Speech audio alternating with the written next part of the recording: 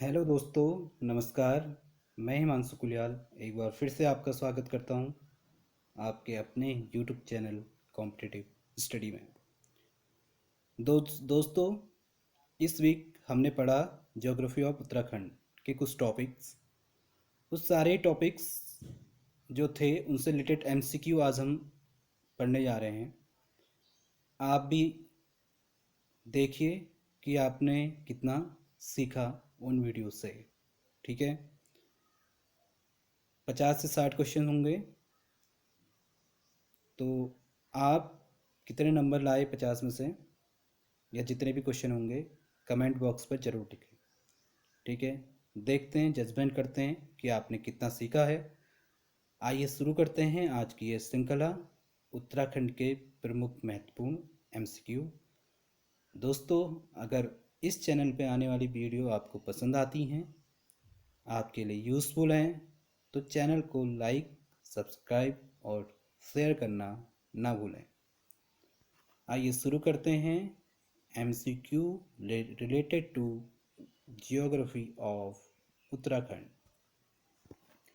पहला क्वेश्चन है, जो वसुंधरा जलप्रपात है वो किस नदी का सहायक जलप्रपात है?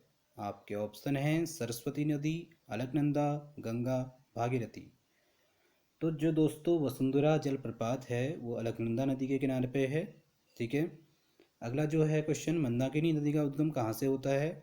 मंदाकिनी नदी का उद्गम कहाँ से होता है? इसके चार ऑप्शन हैं, हेमताल, रूपकुंड, यमताल, चौराबाड़ी ताल।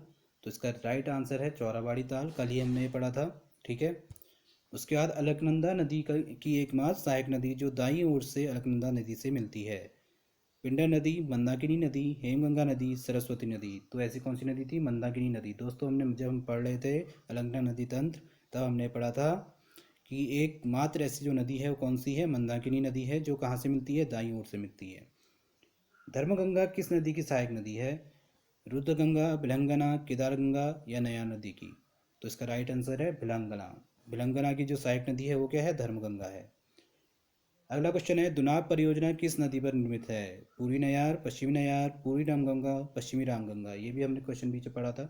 पूरी नयार पे क्या है? दुनाब परियोजना स्थित है। पूरी नयार व पश्चिमी नयार का संगम किस स्थल पर होता है? फूलचल्टी, सतपुली, पैठानी, बिरोबाल। राइट आंसर है सतपुली। हमने पढ़ा था दोस्तों, सतपुली जो है वहाँ पे क्या होता है? पूरी नयार और पश्चिमी नयार का संगम होता है। अगला क्वेश्चन है, सप्तऋषि कुंड कहाँ पे स्थित है? यमुनोत्री, गंगोत्री, केदारनाथ या बद्रीनाथ? राइट आंसर है यमुनोत्री। ठीक है, आसन नदी व यमुना नदी का संगम स्थल है फूलचट्टी, रामपुर मंडी, नेटपाड़ा, कालसी। रामपुर मंडी में क्या होता है? आसन नदी व यमुना नदी का संगम होता है। ऋषिगंगा व यमुना नदी का संगम कहाँ पर होता है? हनुमान चट्टी, नेटवाड़ा, जानकी चट्टी, सप्तऋषि। दोस्तों, हमने पढ़ा था जानकी चट्टी पे ऋषिगंगा व यमुना नदी का संगम होता है। तो राइट आंसर क्या होगा? जानकी चट्टी। विष्णुगंगा किस नदी को कहा जाता है? विष्णुगंगा किस नदी को कहा जाता है? भागीरथी, अलकनंदा, काली नदी या यमुना नदी? तो अलकनंदा ऐसी नदी है जिसको विष्णुगंगा के नाम से जाना जाता है। 5 प्रयागों में एकमात्र प्रयाग जिसके आसपास कोई आबादी युक्त क्षेत्र नहीं है? विष्णु प्रयाग, नंद प्रयाग, देव प्रयाग, कर्ण प्रयाग। दोस्तों, हमने बात की थी कि विष्णु प्रयाग एक ऐसा प्रयाग है जिसके आसपास कोई भी आबादी भरा क्षेत्र नहीं है। भागीरथी नदी की लंबाई कितनी है?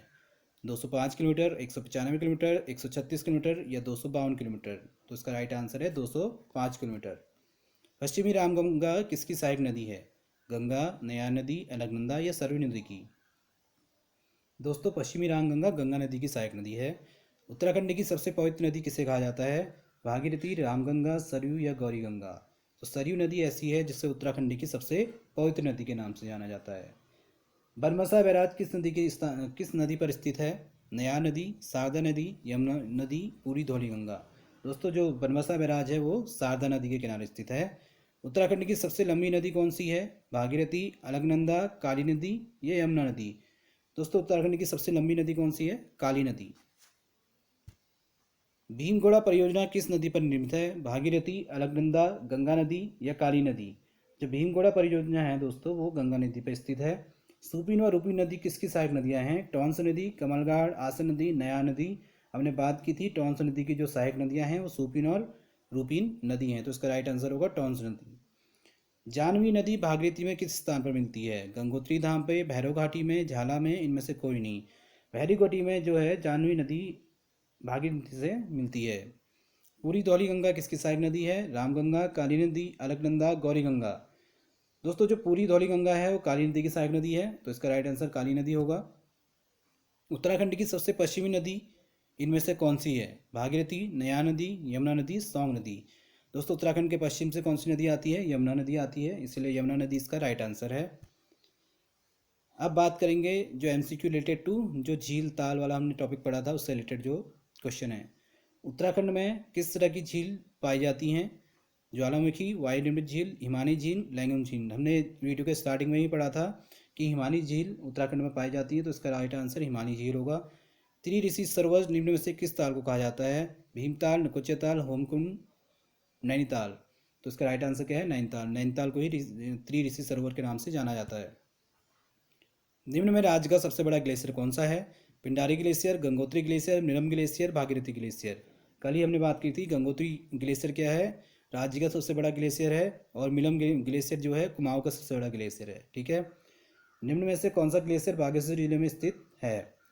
Company glacier, Namik glacier, Nora glacier, हिप्रा बमक glacier. तो कपनी ग्लेशियर ऐसा है जो बागेश्वर जिले में स्थित है। रालम ग्लेशियर निम्न में से किस जनपद में स्थित है? चमोली, बागेश्वर, उत्तरकाशी, पिथौरागढ़। पिथौरागढ़ में क्या है? रालम ग्लेशियर है, कल ही हमने इसकी बात की थी।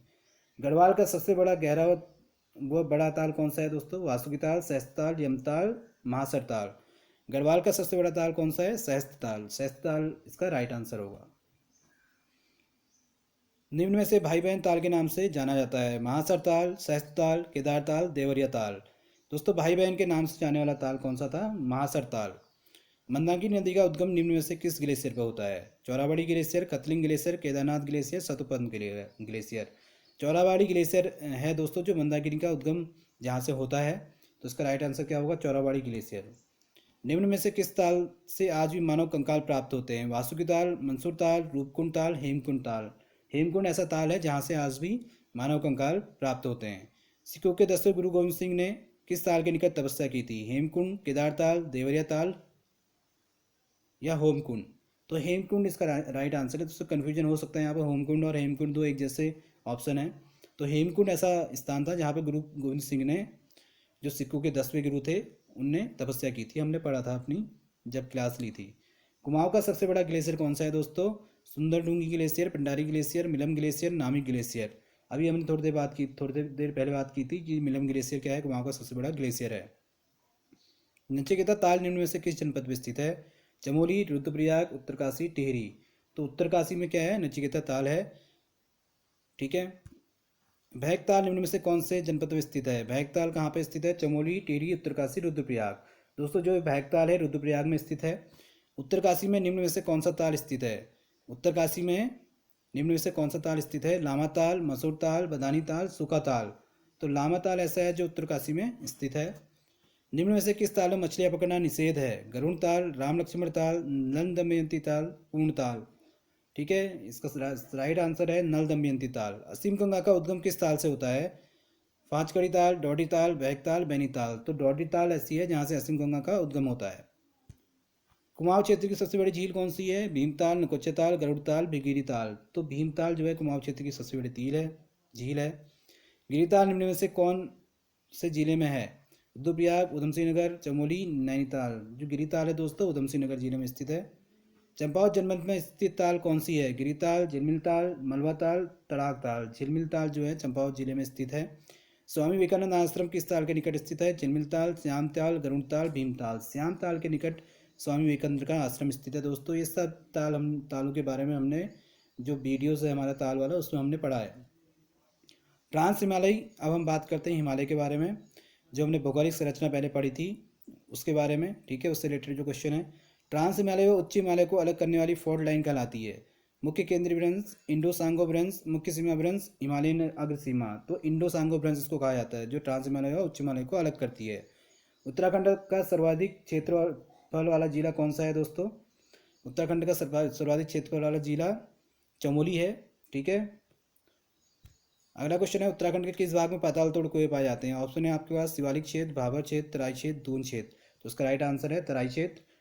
पूर्व से पश्चिम तक उत्तराखंड राज्य की लंबाई कितनी है? 358 किलोमीटर, 350 किलोमीटर, 320 किलोमीटर, 345 किलोमीटर। इसका राइट आंसर है दोस्तों 358 किलोमीटर। ठीक है। उत्तराखंड राज्य का कितना प्रतिशत भाग पर्वतीय है? 85%, 84.63%, 86.07%, 85.38%।